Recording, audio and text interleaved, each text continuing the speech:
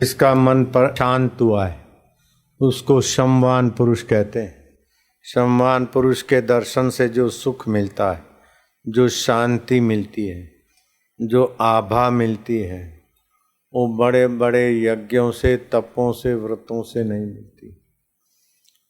तो आप शमवान रहे तो आपका अस्तित्व लोक उपकारी हो जाएगा। आपका बोलना, देखना, चलना अपने लिए, दूसरों के लिए हितकारी हो जाएगा। इसलिए शम का अभ्यास करें। शम माना मन के संकल्प विकल्पों की भीड़ कम करे। तो इसका सुंदर उपाय बताया जाता है कि एक टक देखे और ओमकार का जप करे। तो जैसे 1 घंटे में 1000 संकल्प होते हैं या 100 होते हैं तो 90 होने लगेंगे, 80, 70, 60। तो जितने संकल्पों की संख्या कम उतना आप शमवान होंगे। जितना शमवान होंगे उतना शांतिवान होंगे, बुद्धिमान होंगे, धैर्यवान होंगे, आनंदवान होंगे। वीर रस, कोई युद्ध करते हैं तो फिल्म में भी लड़ाई का देखने का भी मजा आता है। कभी जोक्स माना हास्य रस, श्रृंगार रस, कारुण्य रस, विभित्स रस, ये सारे रस उस रस स्वरूप परमात्मा से ही आते। मेन लाइन एक होती है ड्रिप सिस्टम में, फिर उसकी शाखाएं, प्रति शाखाएं।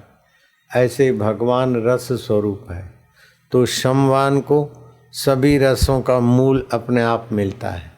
वीर रस वाले के लिए न जाने कितना बॉक्सिंग करे, कितना लड़ाई करे, सफल हो तो जरा मजा आ गया। क्रिकेट में कितना दौड़ धूप करे, कितना परिश्रम सहे, टिकट खर्चे, हास्य रस अथवा वीर रस कहो या खिलाड़ियों का खेल के साथ तादात्म्य रस। अब ये ऐसे बावरे हो जाते कि पाकिस्तान में कई लोगों ने आत्महत्या कर ली, कई लोगों ने केस कर दिए, कई लोग टीवियां तोड़ने लगे। तो रस तो आया क्रिकेट में, लेकिन अपने वाले हार गए तो परेशान हो गए। अब अपने वाले क्या, पराये वाले क्या। अगर शमवान होते तो ऐसा नहीं करते। शमवान होता है वो वीर्यवान भी होता है, बुद्धिवान भी होता है। तो कुल मिलाकर भगवान के नाम का उच्चारण करके मन को एकाग्र करने का अभ्यास करें। और मन को एकाग्र करने का अभ्यास के साथ साथ यस्य ज्ञानमयम तपः, ज्ञान संयुक्त तप करे। जैसे मन में खटपट आती है, पड़ोसी ऐसा है, बेटा ऐसा है, पत्नी ऐसा है, धंधा ऐसा है, न जाने मन में कितनी खटपटें चलती रहती, शांति नहीं। फिर ये करो वो करो, बैठे हैं, शांति नहीं, आनंद नहीं। जरा कोल्ड ड्रिंक पियो, जरा चैनल खोलो, जरा कपड़ा बदलो, जरा आईने में मुंह देखो, जरा कटिंग सेट करो, जरा श्रृंगार रस लो, उसमें भी मज़ा नहीं आया। फिर जरा हास्य रस लो, स्वाद रस लो। न जाने कितनी जगह पर झक मार मार के बेचारे थक जाते। रस का मूल स्तोत्र मिलता नहीं, पत्ते डालियों में जाता है। जो भगवान को अपना और अपने को भगवान का मानते हैं। शरीर संसार का है, मन प्रकृति का है, संसार का है। तो कुछ लोग मन को ठीक करना चाहते, कुछ लोग अपने मन को ठीक करना भूल जाते हैं। दूसरे ऐसा चले, मेरी पत्नी ऐसा नहीं करती, मेरा पति कहना नहीं मानता। अपने मन तो अपना कहना नहीं मानता, उसकी तो खबर ही नहीं है, लेकिन दूसरा मेरा कहना मारे। 4 बच्चे हैं, 3 बच्चे तो बहुत अच्छे हैं, बेचारे कहना मानते, चौथा बहुत खराब है। खराब क्यों है? कहना नहीं मानता। तो ईश्वर की सृष्टि में कोई खराब नहीं है, ईश्वर की सृष्टि में कोई पराया नहीं है। लेकिन बहू ऐसी है, बेटा ऐसा है, ग्राहक ऐसा है, जमाना ऐसा है। भाई भगवान जिसके घोड़े हाँकते थे, ऐसे अर्जुन को भी भगवान कहते हैं आगमो अपाइनो अनित्याश्च। तान तितिक्षस्व भारतः शीतोष्ण सुख दुखेषु तथा मान अपमानयो। ठंडी गर्मी मान अपमान सुख और दुख ये आते जाते हैं, उनको सहो, धीरज रखो, संवान बनो और उनको पसार होने दो। उनको पकड़ के भिड़ो मत, उनसे देख कर डरो मत। वो देखते देखते हो के मिट रहा है, तो उसी का टेंशन चिंता लेके परेशान हो रहे हैं, उसी के टेंशन चिंता लेके बेईमान हो रहे हैं, उन्हीं का टेंशन चिंता लेकर अभिमानवान हो रहे हैं। मैं लंकापति रावण हूँ, न लंका रही न लंकापति पद रहा। लेकिन आत्मा जो का त्यों, मेरा ससुराल बहुत अच्छा है, मेरा मायका बहुत अच्छा है, मेरा फलाना अच्छा है, मेरा फलाना बुरा है। लेकिन ये सब शम रहित मन की पहचान है। शमवान मन जानता है कि अच्छा बुरा मन की कल्पना है, अनुकूल प्रतिकूलता बाहर की घटना है, उसमें अच्छा बुरा अपनी कल्पना है। मैं सुखी हूँ दुखी हूँ ये मूढ़ता है। वास्तविक में मैं इन सब से न्यारा हूँ, अपने चैतन्य घन परमेश्वर स्वभाव में प्यारा हूँ। तो ये बड़ी ऊंची उपलब्धि है, इसको बोलते हैं शमवान।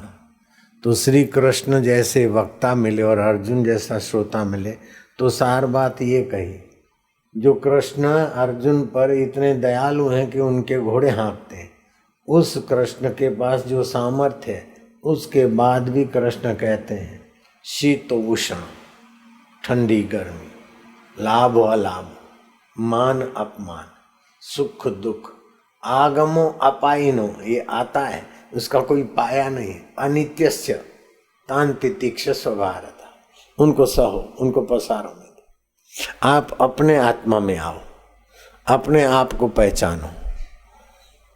शरीर के साथ जुड़कर मैं काला हूँ गोरा हूँ, मांस के साथ जुड़कर मैं पतला हूँ मैं मोटा हूँ, हड्डियों के साथ जुड़कर मैं लंबा हूँ मैं ठिंगना हूँ, चमड़े के साथ जुड़कर काला गोरा हूँ, वात पित्त कफ के विषमता के साथ जुड़कर मैं बीमार हूँ तंदुरुस्त हूँ।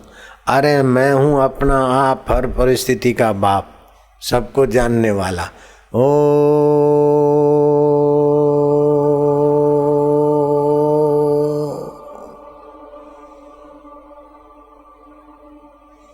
प्रीतिपूर्वक उस ओम स्वरूप आत्मदेव का उच्चारण किया, लंबा उच्चारण किया। एक टक देखते रहे गुरु महाराज के श्री विग्रह को, भगवान के अथवा ओमकार को देखते रहे। तो ये समता का, सम्मान होने का अभ्यास करो। इक्ष्वाकु राजा ने देखा कि मैं सोने के बर्तन में भोजन करके देख लिया, यशस्वी और विजयी राजा होकर प्रसिद्ध हुआ, लेकिन आयुष्य तो नाश हो रहा है। जो कल चीज और वस्तुएं थी वो वैसी नहीं है, बदल गई, शरीर के कण भी बदल गए। तो अब मेरे को तो बाल भी सफ़ेद हो रहे हैं। जैसे सामान्य आदमी खाते हैं और सुखी दुखी होके मर जाते हैं, मैं भी तुच्छ जीवों जैसा जीवन पसार करके मौत के तरफ जा रहा हूँ, धिक्कार है मुझे। तो राजा इक्ष्वाकु, भगवान राम इक्ष्वाकु कुल में जन्म लिए थे, अवतार लिए थे, वो राजा इक्ष्वाकु अपने गुरुदेव का ध्यान किया और गुरुदेव आकाश मार्ग से पधारे। इक्ष्वाकु राजा ने उनका भली भांति पूजन किया और कहा कि मुनिवर, ये संसार की गति नाश की तरफ जा रही, मुझे उपदेश दीजिए मैं क्या करूं, इस नश्वर जीवन में जो सार वस्तु है वो बताइए। गुरु ने कहा जो भोजन मिले वो खा ले, जो वस्त्र मिले वो पहन लो, ये चाहिए वो चाहिए नहीं करो, जहाँ नींद आए सो जाओ और नित्य अंतर्मुख हो, नित्य अपने अंतर आत्मा का अनुसंधान करो, नित्य अंतर आत्मा का ध्यान, अंतरात्मा का ज्ञान, अंतरात्मा में विश्रांति पाओ। राजन तुम्हारे सारे दुख सदा के लिए मिट जाएंगे। थोड़ी देर के लिए दुख तो कई बार मिटे फिर आ जाते, सारे दुख सदा के लिए मिट जाएंगे। और तुम जिस ईंट पर पैर रखोगे वो ईंट पूजने योग्य हो जाएगी। जिस वस्तु को देखोगे छुओगे वो वस्तु प्रसाद ही है। मोनस छुए तो एमा नजर पड़े, और महापुरुष जुए तो प्रसादित है। तुम जिन पर दृष्टि डालोगे वो भी पुण्यात्मा जितात्मा होने लगे। तो हे राम जी, जो सम्मान है उसका दर्शन, उसका सानिध्य, उसका वचन भी हमारा मंगल करते। तो सम्मान की तो कैसी महिमा। तो आप सम्मान हो ऐसा आश्रम प्रयत्न करता है, इसलिए हरिओम का उच्चारण करते हैं, ध्यान का उच्चारण करते हैं, साक्षी भाव का उच्चारण करते हैं और बार बार घुमा फिराकर उस परम पद के तरफ सभी साधकों को ले जाने की कोशिश करते हैं। तो आज योग वशिष्ठ में भगवान वशिष्ठ जी कहते हैं कि राम जी, जो सम्मान है उसका दर्शन, उसका सत्संग, उसका सानिध्य बड़ा मंगलकारी होता है। तो ऐसा नहीं कि सम्मान के बापू के पीछे रोज दर्शन करने के लिए भाव, आप भी सम्मान बनो। शास्त्र में जिस चीज की प्रशंसा की जाती है आपको उधर उन्नत करने के लिए किया जाता है। महापुरुष की प्रशंसा करते हैं तो महापुरुष के गुण जैसे आए ऐसे आप अपने अंदर विकसित करो। ऐसा नहीं कि बापू की गाड़ी के पीछे दौड़ते ही रहो जिंदगी भर। आप भी सम्मान बनो। नारायण हरि नारायण हरि नारायण हरि। ओम ओम ओम ओम ओम। अभी जीव तालू में लगा दो। तो जो सुनना उसको पक्का करो, विचार करो। सम्मान।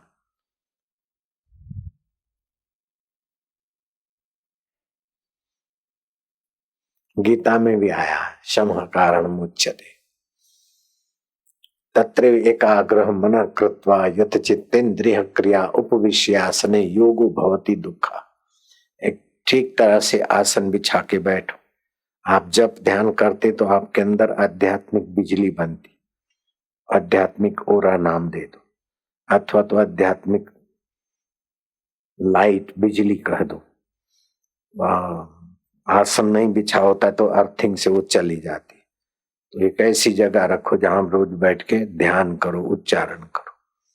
और व्यवहार में सुख आए, दुख आए, लाभ आए, हानि आए, ये सब आते जाते खिलवाड़ रहने वाला मैं आ बहु खटपट करे पेलो बहु खटपटी हो और मारा मन में बहु खटपट थाय। तो मन में खटपट होती है तो उसको दूर कैसे करें। मन को खटपट है मन की और दूर करने में लगोगे तो और खटपट बढ़ेगी और खटपट के अनुसार करोगे तो और खप जाओगे। लेकिन खटपट मन की, अपने मन की, दूसरे के मन की, उस खटपट को खटपट समझो। जैसे कुत्ते के पूंछ पर बगाई बैठी कि चीचड़ बैठा, अपना क्या कुतराना काने बगाईओ बैठी छे। હવે કાન પપરાય तो बगाई उड़े न પછી આવે। ऐसे ही अपना मन कुत्ता है, उसमें खटपट आई और गई। हम मन को जानते, हम मन नहीं है। हम दुख को जानते, हम दुख नहीं है। हम सुख को जानते, सुख नहीं है। हम ज्ञान स्वरूप है, चैतन्य है, एक रस है। तो बड़ा आदमी कौन है जो सुखद अवस्था है और बोले कि ठीक है, सुख में जरा सी बात में बड़ा सुखी हो गया, दुख में बड़ा दुखी हो गया, बहुत छोटा आदमी। सम रहो, सम्मान बन जाओ। सुखम वा यदि वा दुखम स योगी परमो मता। सुखद अवस्था है चाहे दुखद अवस्था है, तो योगी सम रहता है, वो परम पद को पाता है। बेईमानी कौन करता है? जो तुच्छ मन का होता है। जितना जितना तुच्छ मन का है उतना उतना बेईमान होगा, उतना डरपोक होगा, उतना विश्वासघाती होगा। और जितना डरपोक, विश्वासघाती, विषय विकार वाला उतना ही असम्मान होगा। जितना सच्चाई, सज्जनता, सरलता होगी उतना ही सम्मान बनेगा। तो कोई किसी का सुख दुख का दाता नहीं है। अपनी नासमझी से आदमी परेशानियां पैदा करता है और अपनी साधना और संयम से महान आत्मा बन जाता है। आयो लाल झूले लाल, झूले लाल आयो लाल। तो लाल साईं के जय जयकार करते, लाल साईं का अवतार हुआ। जिस घर में प्रकट हुए थे वो 3 भाई थे, एक उदेरे लाल, दूसरा सोमा और तीसरा भेदा। तो उदेरा लाल ने तो समाज को मार्गदर्शन दिया। अग्नि की उपासना, ज्योति की उपासना, जल की उपासना। जैसे ज्योति प्रकाश स्वरूप है और जल द्रवीभूत है, रसमय है, तो अपने जीवन में रस भी आए और ज्ञान का प्रकाश आए। तो जल और ज्योति की उपासना बताई और प्रवचन करते थे। तो सोमा और भेदा को बोला तुम भी मेरे साथ रहो। बोले ये सब धंधे तुम ही करो, हमारे पास टाइम नहीं, हम कमाएंगे कि ऐसे टाइम बर्बाद करेंगे। कमाने वालों की कमाई तो नाश हो गई, लेकिन लोगों को सत्संग सुनाकर उद्यम, साहस, धैर्य, बुद्धि, शक्ति, पराक्रम के रास्ते ले गए। वो झूलेलाल भगवान होके पूजे जाते हैं, लीलाशाह भगवान होके पूजे जाएंगे। तो आध्यात्मिकता के तरफ जाते तो संसारी बोलते आप मारे तो कमाओ, मुझे मारी पास एटलो બધો टाइम નથી, તમે જાઓ બાપા પાસે। પણ અલ્યા ડફોડ, ખરી કમાણી ત્યાં છે। सच्ची कमाई तो ये है, सम्मान पुरुषों के सत्संग से जो कमाई होती है वो आपाधापी करने से नहीं होती। तो सोमा बेदा ने कहा हम तुम्हारे जैसे नहीं है। अभी इधर सत्संग करा, फिर उधर सत्संग करा, लोगों को ये उपदेश दिया, वो उपदेश दिया। ये सब तुम करो, काम धंधा तुम्हारे को नहीं है, हमारे को तो काम धंधा है। मेरा भाई भी बोलता था अरे भाई सुधर जा, मेरे को सिखावे। अपने भाई बंधुओं को और व्यापारियों को बोले इसको जरा समझाओ, सब मेरे को आके समझाते थे। भाई भाई की बात मानो, साथ सहकार दो, दो भाई हो, वो तुमको बड़ा भाई हाथ जोड़ता है, फिर दुकान पे रहना, ऐसा करना। मेरे को पता था कि ये छोटे छोटे धंधे असली धंधा है, आत्मा परमात्मा को जानना।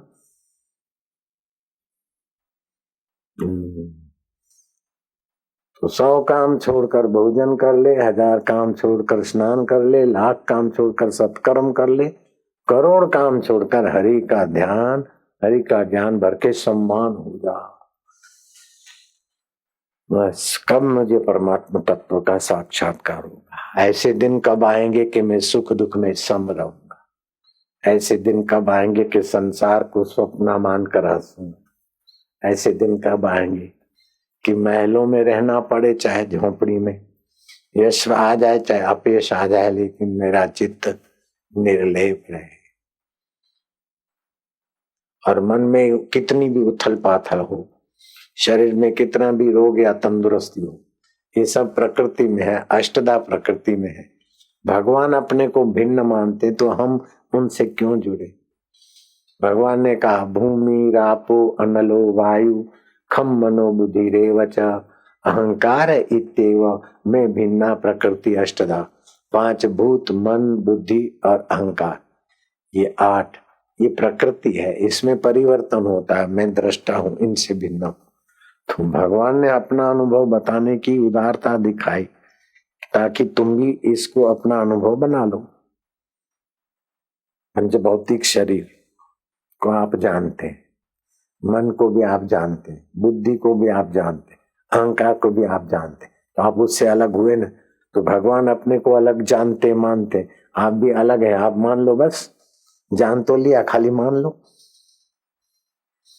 तो मानने के लिए थोड़ा अभ्यास, उल्टा ज्ञान फंसा है कई समय का, तो थोड़ा सीधा चिंतन करना पड़ेगा।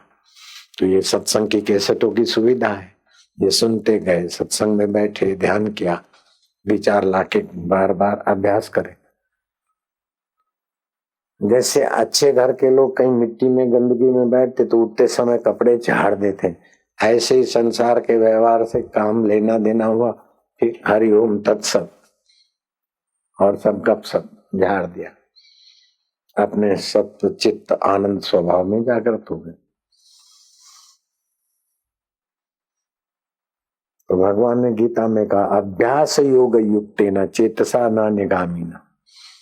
अभ्यास योग से युक्त हो जाओ, अपनी चेतना इधर उधर अन्यगामी न करो।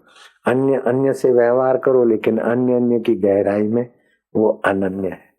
पंखा है, लाइट है, फ्रिज है, गीजर है, मशीन है, लेकिन सबकी गहराई में विद्युत का चमत्कार है। ऐसे ही सबकी गहराई में चैतन्य का विलास है। अष्टधा प्रकृति के खेल में चैतन्य सत्ता है।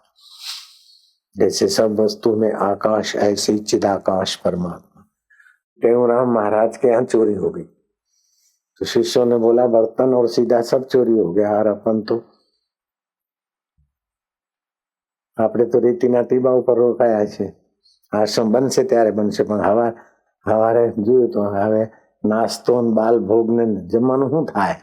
હવે જે થવાનું થાય, તું તરત રામ રામ કરે, ભૂખ લાગશે 12 વાગે ને અત્યારે શું કડાકૂટ કરે?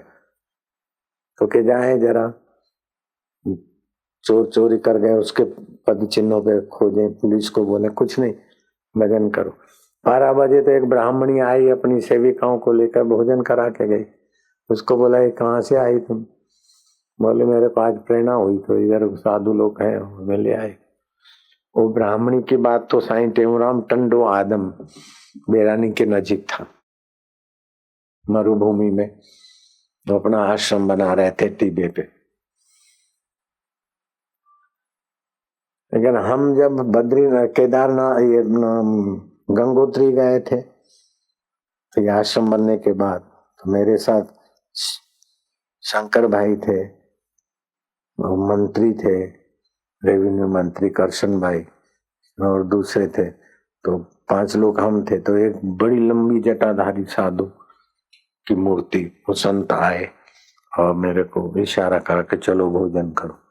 अब गंगोत्री के तो पट नहीं खुले, वो जमाने में बसें भी नहीं थी, पैदल 2-2 दिन पैदल चल के जाना पड़ता था। वहां तो वो एक गिलास पानी उठा के पहुंचना भी कठिन, इतना सारा सामान तो हमको भी मजूर करना पड़ा, बहुत कम सामान होने पर। तो उस संत ने हमारे लिए भोजन बनाया, हमको खिलाया गर्मा गर्म, शीरा भी बनाया, सब्जी भी थी, रोटी भी थी, भात भी थे, खुद ही उस महापुरुष ने बनाया। बहुत ऊंची अवस्था वाले थे, मौन थे। तो मैंने पूछा कि ये आपने कैसे? बोले मैं 11 बजे भोजन बना के खाता हूँ, चावल 6 आदमी के हो गए, सब 6 आदमी का भोजन बन गया। देखा कि इतना बनवाया है अंतर्यामी ईश्वर ने, तो कौन है खाने वाला? तो देखा 5 तुम आ रहे हो, 6ठा मैं हूं। मैं क्या, मेरे को आप साधु मत मानना, मेरे तो नारायण और भारती बच्चे भी हैं, 7 साल में अकेला रहा था। अरे बोले तुम अगले जन्म के भी साधु हो, तुम ऐसा करके वो मेरा अगली कुछ बातें बताने लगा, लिख लिख के। मैं क्या, जब पहचानते हो तो फिर लिख लिख के क्या बताया? मौन खोल दो, तो खोल दिया उन्होंने मौन गंगोत्री में। तो ये फलाने संत के जीवन में ऐसी घटना घटी, वो बात तो हमने पढ़ी है, लेकिन अपने जीवन में भी देखते हैं कि आप सम्मान होते हो, ईश्वर में टिकते हो, तो आपके रहने खाने पीने क्या की क्या व्यवस्था सब हो जाती। जितना जितना आप ईश्वर में टिकते हो, उतना उतना बाहर का काम अच्छा हो जाता है। बाहर का काम अच्छा हो इसलिए ईश्वर में नहीं टिकना, ईश्वर बहुत अच्छे है, इसलिए ईश्वर के सिवाय कहीं भी मन लगेगा तो धोखा है। इसलिए कुल मिलाकर अपने को बाहर से समेटते ईश्वर में ले, और बाहर का काम भी करो तो ईश्वर की प्रीति के लिए, ईश्वर की प्राप्ति के लिए, जल्दी काम हो जाएगा।